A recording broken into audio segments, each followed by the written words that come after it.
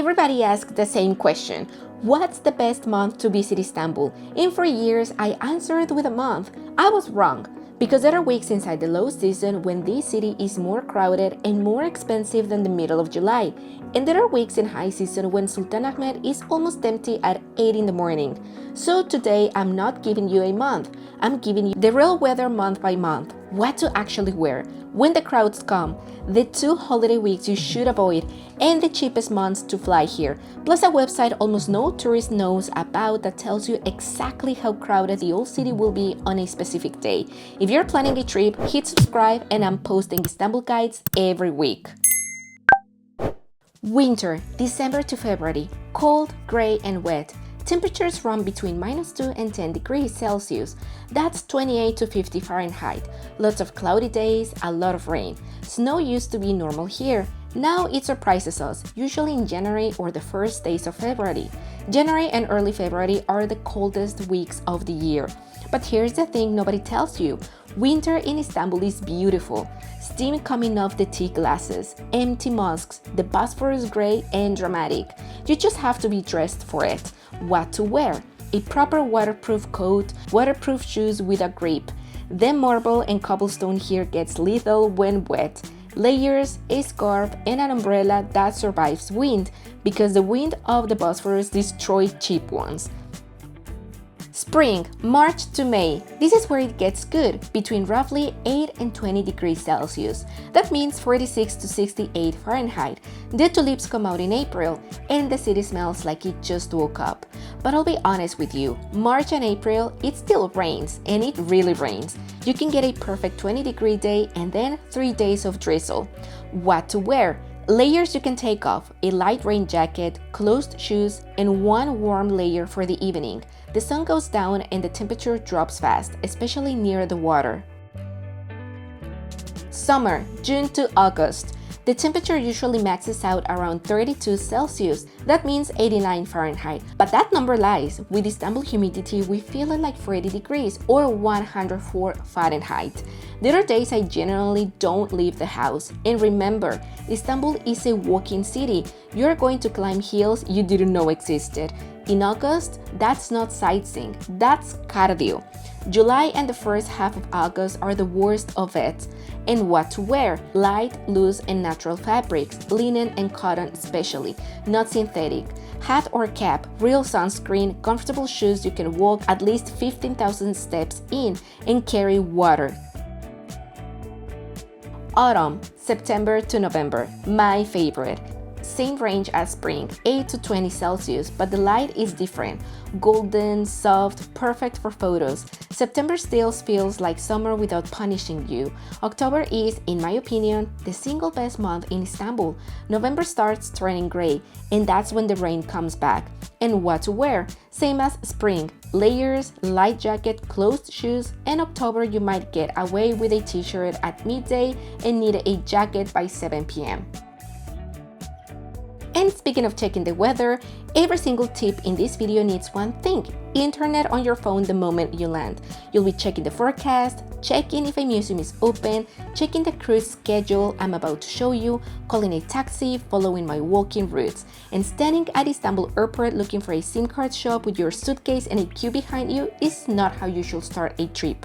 I use Nomad eSIM. Just download the app, pick a Türkiye plan, install it before you fly, and the second the plane lands, you already have data.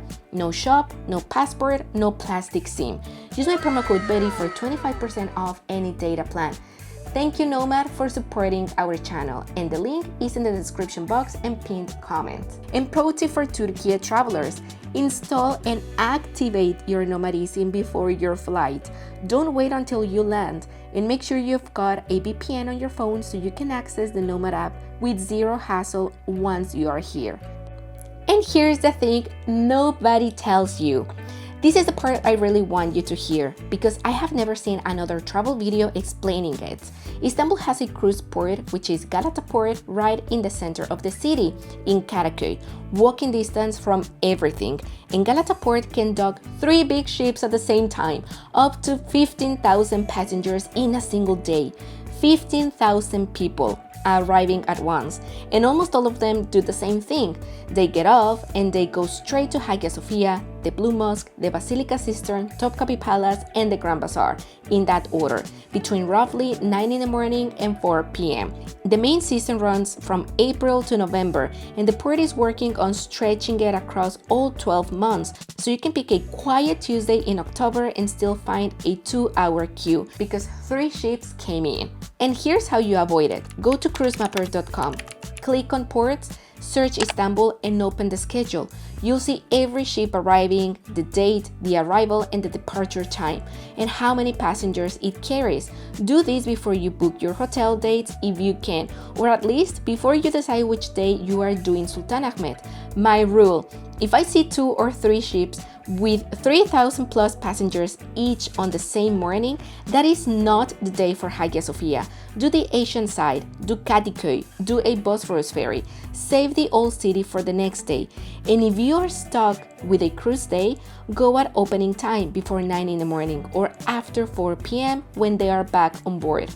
Those 2 windows are completely different cities. Now, what if you don't have the luxury of choosing your day?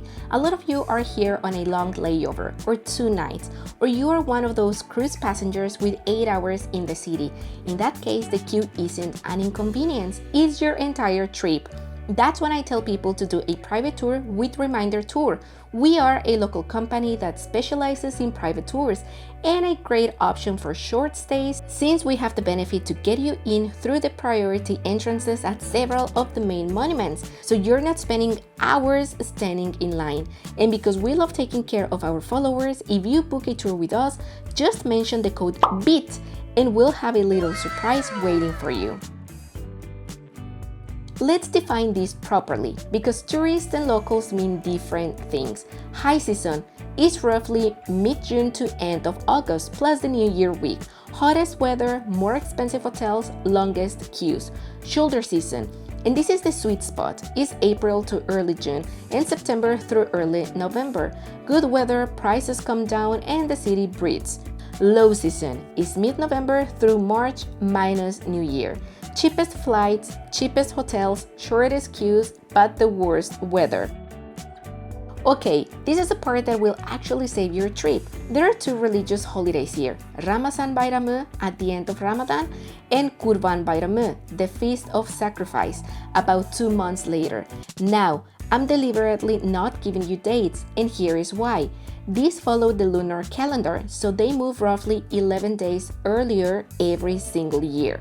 So do this instead. It takes 10 seconds. Go online and just type when is Ramadan in 2027 or when is the sacrifice feast in 2027 and you'll get the dates. And what you need to know is the shape of them. Ramazan Bayramı is 3 days, but sometimes it also changes depending if it's also weekend included or not. And the Kurban Bayramı is usually 4 days. Both start with half-day holiday the afternoon before, and both regularly land next to a weekend or a national holiday, which stretches them into 5, 6, sometimes even 9 days breaks. So when you look up the dates, look at the whole week around them, not just the days themselves. One more thing, and this is important, Ramadan itself is not a problem. The month of fasting is a lovely time to visit. Restaurants stay open, tourists are not expected to fast, the mosques are lit up at night with messages strung between the minarets, and the atmosphere in Sultanahmet after sunset is truly one of my favorite things about this city. Don't avoid Ramadan, avoid the Bayram at the end of it. And why avoid Bayram? During Bayram, the Grand Bazaar and Spice Bazaar close on the first day. Many small family-run restaurants might also shut for a few days because everyone is with their families. Some museums change their hours and ticket offices close early on the eve of the holiday. Meanwhile, every Turkish family is traveling, domestic flights double the price, hotels fill up, the ferries, the parks, the viewpoints packed with locals. So you get the worst combination, more crowds, higher prices, and fewer things open. Now, here's the one I really want you to check because it catches people out every few years. Turkish schools have a fixed rhythm of breaks, 4 of them 1 week in November, autumn midterm, 2 weeks from late January into early February. This is the big winter break, a huge domestic travel period, and 1 week in March or April, second term midterm. And summer from the last week of June, often in the middle of what everyone thinks is low season. Domestic flights double, hotels fill. Everything is full of Turkish families on holiday, which is wonderful, but not what you booked for. Flights and hotels. Cheapest months. Clearly January, February, and the first half of March are the cheapest. Full stop. Followed by late November and early December. The exception is obviously New Year's week, from about 26th of November to 3rd of January. Istanbul is expensive, hotels put up special rates, restaurants sell fixed price dinners, and the city is full. If you want the best value rather than the cheapest price, meaning decent weather and low prices together, book mid to late November or the second half of March. You accept some rain, but you save a lot of money. So after all of that, here's what I will tell my own family. Best overall. Late September to the end of October, warm days, cool evenings, golden light, cruise season winding down, and prices already dropping. If you can only pick one window, pick this one. Second best, mid-April to early June, tulips, long days, and the city at its greenest.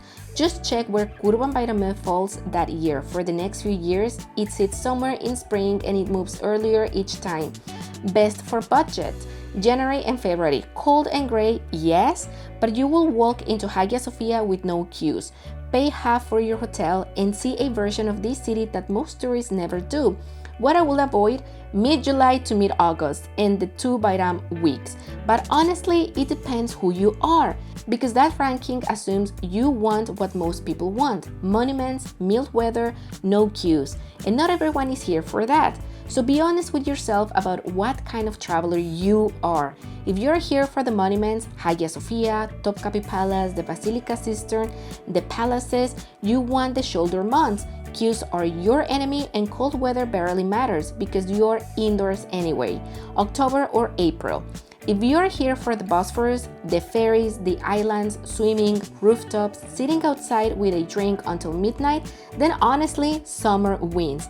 I complain about July and I stand by that, but a warm evening on the water in this city is something you cannot get in February. Just plan your days around the heat, mornings and evenings out, afternoons somewhere with air conditioning. If you're a photographer, then October or November is the best. The light here in autumn is unreal, and the mist over the Golden Horn in the early morning is worth the great afternoons. If you're traveling with kids, spring, mild enough to walk, long enough days, and the parks and the islands are actually pleasant instead of exhausting. If money is the deciding factor, then January and February, no contest. You'll trade weather for space and silence, and some people love that trade. If you want to feel the city rather than thick it off, Ramadan evenings or a rainy week in December. Fewer sights, more Istanbul. And whatever week you pick, check Cruise Mapper before you plan your Sultanahmet day. That one tip will do more for your trip than choosing the perfect month. Istanbul is beautiful all year. There's no bad time. There are just weeks where you fight for it and weeks where it's handed to you. Tell me in the comments what kind of trip you're planning. Monuments, food, photos, or just wondering and which month you're thinking of. I'll tell you if you picked well. I read all of them. And if this helped you, please don't forget to subscribe and give it a thumbs up because this really helps the channel and the videos to show up to more people. So I'll see you in the next video. Bye bye.